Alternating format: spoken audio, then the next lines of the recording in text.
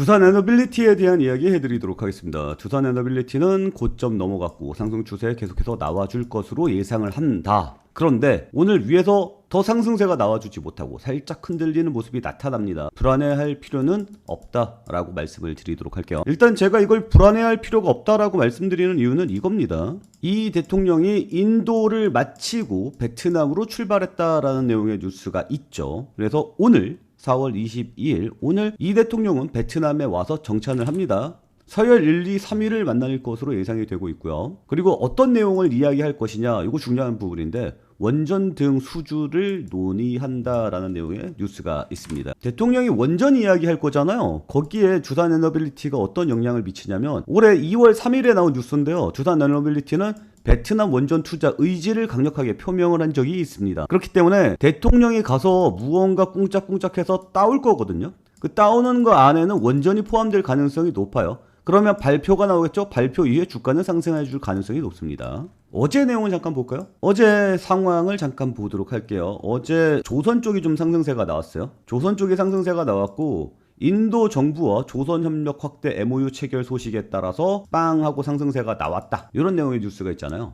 그러니까 인도에 가서 뭐 하나 따오고 베트남 가면 또 뭐 하나 따올 가능성이 높겠죠. 그리고 뉴스로 바로 또 공개가 되겠죠. 그러니까 오늘 저녁 뉴스쯤 아니면 내일 아침 뉴스쯤 하면은 이 대통령이 베트남 가갖고 인도에서 뭐 따왔고 베트남 가갖고 뭐 따올 건데 그 뭐 따올 거 같냐? 원전 따올 거 같다. 그리고 관련주는 뭐가 있냐? 베트남이랑 원전 관련해서 뚜당뚜당 했던 두산 에너빌리티가 발표랑 엮일 것으로 예상된다. 간단하죠? 그러면 두산 에너빌리티는 상승세가 더 강하게 나와줄 가능성이 높다. 저의 분석은 완벽하다. 칭찬 한번 받고 싶습니다. 근데 주가가 올라간 다음에 뭐 칭찬 받으면 되겠죠. 그럼 오늘 왜 상승하지 못했냐? 오늘은 이것 때문에 상승하지 못했죠. 트럼프랑 이란이랑 아직까지 휴전이 안 됐죠. 그러니까 휴전이란다. 종전이 안 됐죠. 그래서 기한 없이 휴전을 연장하겠다라고 이야기를 했고 이란에서는 빨리 바다 풀어라. 바다 안 풀면 해상 봉쇄 안 풀면 우리는 미국을 공격할 것이다. 이렇게 이야기를 했어요. 이렇기 때문에 야 그거 이란이랑 휴전 되는 거 아니야? 이제 끝나는 거 아니야? 휴전으로 우린 기대하고 있었는데 종전이 안 됐어. 그래서 미국장 빠졌습니다. 미국장 빠지니까 그러면 한국장도 같이 빠지겠네? 거기에 대해서 부담감이 있겠네? 그래서 대형주 중심으로 매도세가 나와주면서 상승세가 안 나온 거예요. 하지만 오늘 베트남 소식이 뉴스에 나오면서 또 빵 하고 튀어줄 가능성이 높겠죠. 거기에다가 7월 4일이죠. 7월 4일까지 미국에서 원자력 관련해서 이슈가 큰 거 하나 있습니다. 뭐냐면 미국에서 원전 만든다라고 이야기를 했잖아요. 2050년까지 300개 원전을 더 짓겠다라고 이야기를 했잖아요. 그리고 이거 2030년까지 30개 원전을 더 30개인가요? 아무튼 원전 더 지을 것으로 예상을 하고 있는데 이때 착공이 들어가야 되거든요. 착공하겠다라고 이야기했으니까 착공을 하기 위해서는 앞에 허가 기간이라든지 안전관리 뭐 이런 절차들이 필요하지 않습니까? 이 절차를 진행하는데 5년에서 6년 사이가 걸린다라고 이야기를 하고 있어요. 그래서 트럼프가 이걸 보고 야 이거 절차에 너무 목매면 안 돼. 그래서 8개월 안에 빠르게 절차를 추진할 수 있도록 행정명령을 내렸고 이건 작년 8월에 통과가 되었습니다. 그러면서 테스트를 돌려야겠죠? 테스트 돌리는 데 있어서 오라클인가? 오클란가? 아무튼 원전 기업 하나 있는데 거기 보고 원전 3개에 대해서 빠르게 진행을 해봐. 테스트 한번 돌려봐 라고 이야기를 했고 돌리는 기간이 7월 4일입니다. 그리고 3월달 뉴스를 보면 안전검사 인증을 마쳤다라고 이야기를 하고 있죠. 그래서 7월 4일까지 예정대로 이 내용들이 진행이 되고 있습니다. 그 이야기는 지금 원전은 굉장히 빠르게 진행이 되고 있다라고 보시면 좋을 것 같아요. 그러니까 돈이 원전으로 어마어마하게 쏟아 들어가고 있다라고 보시면 좋을 것 같습니다.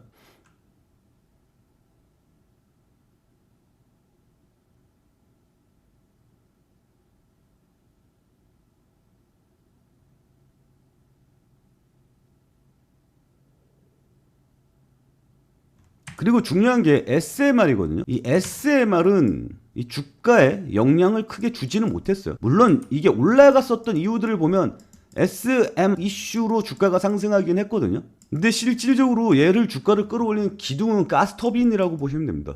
그리고 가스터빈은 계속해서 수주 이야기가 나올 거예요. 그래서 이후에 상승세가 나오는 건 가스터빈 수주 이야기가 좀 더 강력하게 나와줄 것으로 예상을 하고 있어요. 그래서 상승 추세는 계속해서 가는 게 맞다라고 보는 게 맞습니다. 그리고 지금 얘 2만원짜리인데 20만원까지 바라봐야 되는 게 맞거든요. 템버거. 왜 제가 템버거를 예상을 하고 있냐면 뭐 물론 원자력 이슈들도 있겠지만 시장 분위기도 봐야 되는데요. 우리나라 시장의 상승세가 나와주면 우리나라 시장으로 돈이 몰려 들어옵니다. 지수가 상승하니까요. 그럼 이 지수가 상승하는 데 대해서 베팅이 들어가기 때문에 시가총액 상위 종목들로 패시브 자금들이 들어가요. 펀드 자금들이 들어가게 돼요.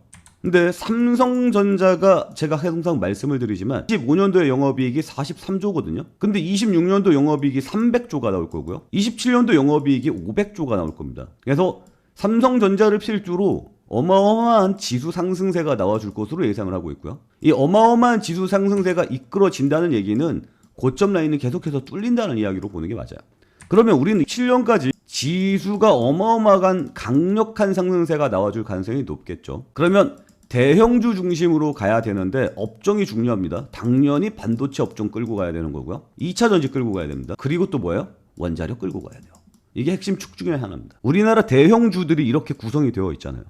물론 자동차도 괜찮습니다. 그래서 자동차, 현대차가 지금 10만 원에서 60만 원 왔다 갔다 하는데 이거 100만 원 간다라는 리포트가 나와주고 있는 상황이거든요. 그래서 우리나라를 이끌고 가고 있는 대형주 중심으로 신고 호점 갱신이 계속해서 일어날 겁니다. 물고 가야죠. 어쨌거나 장기적인 추세는 우상향 추세가 계속해서 나올 것으로 예상을 하고 있고요. 그리고 오늘 저녁이나 내일 아침쯤에 원자력 관련해서 이야기가 나와주면서 또 한번 빵 튀어줄 가능성이 높다 라는 거 다시 한번 말씀을 드리도록 하겠습니다. 그래서 제가 여러분께 추천을 해드린 종목들을 보면 화성 밸브 더 갑니다. 더 가요. 그리고 우크라이나 재건주, 중동 재건주 엮일 수 있겠죠. 반도체, 2차 전지, 반도체 이거는 이미 목표가 달성했습니다. 테크윙도 이미 강력한 상승세 나왔고요. 두산 NLP 원전 그리고 반도체 관련해서는 잘 모르겠으니까 그냥 반도체는 ETF로 몰고 가자 라고 말씀을 드렸고 내일에 SK하이닉스의 실적 발표가 있죠. 그리고 내일 아침에 아마 나올 겁니다. 장 개장 전쯤에. 그러면 갭상승이 뜰 거고요. 갭상승 이후에 아마 좀 약해지지 않을까라는 기대감을 가지고 있어요. 기대감이라 그래야 되나? 아무튼 방향 자체는 우상향 추세가 계속해서 나와줄 것으로 예상을 하고 있습니다. 그러니까 구독과 좋아요 눌러주시고요. 저희 텔레그램 방도 많이 사랑해 주시기 바랍니다. 계속해서 여러분께 고급 정보 드리고 있고요. 그리고 이 영상에서 말씀드리기는 조금 애매하기는 한데 제가 잘못된 정보를 드렸어요. 이미 공시에 나와 있는 상황들인데 펄어비스 결산 실적 공시 예고 이렇게 나와 있잖아요. 이거 보면 1분기 실적을 5월 12일에 발표를 하겠다라고 공시가 나와 있는데 제가 이걸 확인을 못했습니다. 딴소리 했죠. 그러면서 굉장히 고급 정보인 것처럼 여러분한테만 말씀을 드릴게요. 인베스팅닷컴에서는 지금 블라블라 이렇습니다 라는 이야기를 했었는데 부끄럽습니다. 그래서 정확하게 댓글에다가 제가 잘못 이야기했던 부분들에 대해서 말씀을 드려 놓은 상황이고요. 그리고 잘못된 점들이 있다면 계속해서 댓글로 지적을 해주세요. 저도 팩트체크가 필요한 부분들이 있거든요. 잘못 떠들 수 있잖아요. 그러니까 그런 부분들 좀 너그럽게 이해를 해주시기 바라고요. 그리고 저희 게시판에도 따로 이렇게 적어놨습니다. 잘못된 정보에 대해서 제가 실수했습니다라고 정확하게 올려놨으니까 참고해 주시면 좋을 것 같습니다. 그리고 오늘 알루미늄 관련주가 좀 상승해준 모습이 나타나거든요. 남선알루미늄이라든지 사마알루미늄 이런 녀석들이 좀 강한 상승세가 나와주고 있는데 요거는 전쟁 때문에 그런 거예요. 그러니까 중동 쪽이 전기료가 싸죠. 기름 팡팡 나오니까. 근데 알루미늄 골로를 전기로 돌립니다.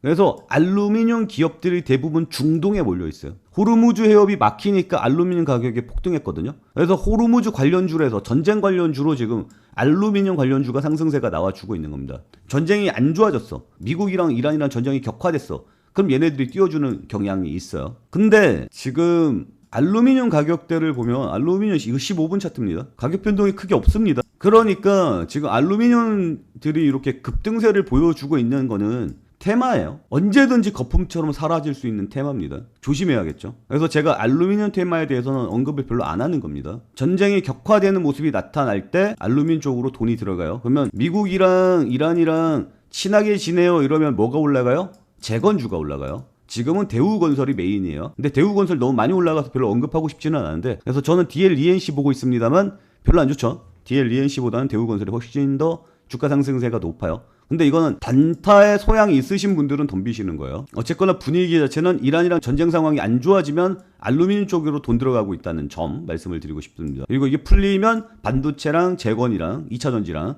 이쪽으로 돈이 몰린다는 것도 흐름 좀 말씀을 드리고 싶고 그리고 이 대통령이 베트남에 간다라는 이야기 있잖아요. 여기에서 한 발자국 더 보면 이 대통령이 베트남에 가서 원전 수주 등이거든요. 등. 이 등에 뭐가 들어가냐면 핵심 광물이 들어가요. 이 핵심 광물이 뭐냐면 히토류입니다. 그래서 히토류 관련주가 움직일 가능성도 염두에 둬야 돼요. 그래서 우리가 히토류 협정을 맺었다든지 기타 등등의 이야기들이 나올 건데, 우리는 어떤 종목을 봐야 되냐면 에코에너지 봐야 돼요. LS 에코에너지가 최근에 5G 관련으로 엮이면서 이게 상승세가 나왔거든요. 근데 얘가 히토류 관련 주이긴 합니다. 여기 보이시죠? LS 에코에너지 베트남 진출 30년 만에 매출 1조 달성, 초고압 케이블 시장 80 점유, 뭐 블라블라 이야기가 나오고, 거기에 히토류 이야기가 있을 겁니다. 신사업 추진 중인 히토류도 중장기 퀀텀 점프에 대한 기대감을 갖게 만든다라는 내용의 뉴스가 있거든요. 그래서 LS 에코에너지가 히토류 관련으로 한번 슈팅이 나와 줄만 한데, 얘는 관련 대장 테마가 아니거든요.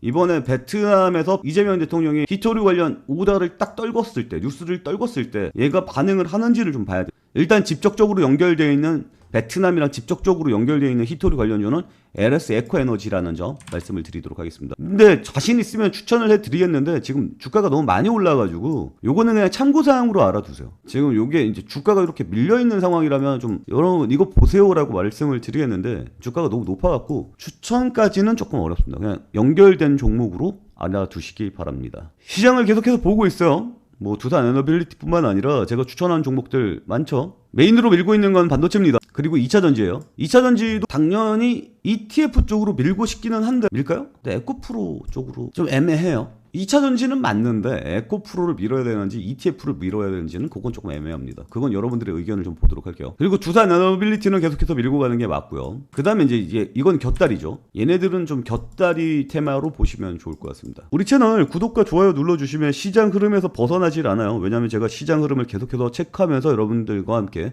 공유를 하고 있기 때문에. 그리고 위험한 종목은 알아서 제가 걸러낼 겁니다. 그리고 급등 나오는 종목들 있죠. 그런 것들도 다 체크를 해서 소개를 시켜드릴 만한 내용이다 싶으면 소개를 해드리고, 아니면은 제가 걸러드리고 있거든요. 그래서 다른 채널 보기보다는 우리 채널을 보시는 게 시장 흐름이라든지 추천해서 따라갈 만한 종목이라든지 이거 따라가기에는 훨씬 더 나은 채널이 아닐까 생각을 갖고 있습니다. 그리고 점점 우리 댓글 많아지고 있어서 너무나 감사한데, 기왕에 달아주시는 거 모든 영상에 열심히 댓글 달아주시면 제가 참 고마울 것 같습니다. 아시겠죠? 자, 오늘 내용은 여기서 마치도록 하겠습니다.